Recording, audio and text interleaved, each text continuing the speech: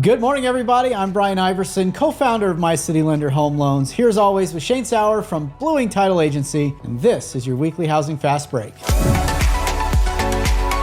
We'll get to the mortgage rate update and economic news in just a moment, but first, here's Shane with our housing update. Good morning, Shane. Hey, good morning, Brian. A lot of changes that are good for home buyers in my report today. So, another week of lowering average list prices here in Maricopa County. The 90-day average list price is now sitting at $580K on single-family residences. This is down from where it was last week when it was just a tick under $585. We also have another gain in inventory. Last week saw us hit the highest numbers that we've seen since November of 2022, and the trajectory we're on shows really no signs of changing. Lastly, and this ties a bit back with the price decline we talked about earlier. We saw a slight tick up in the number of homes that have had a price decrease or improvement this past week. My data shows that 46% of single-family homes in Maricopa County have had their list price decreased. This is up a percentage point from last week, and with more property on the market, we may see this number increase a little bit more. All of this kind of points to a great time for buyers to be out there looking for that perfect home. Brian, what are you seeing on your side? Well, I don't disagree with that, Shane. Actually, we're in a steady rate environment right now, and we'll talk about that in a little bit here. Steady rates means you can be confident when you get out there with your buying power and your financing plan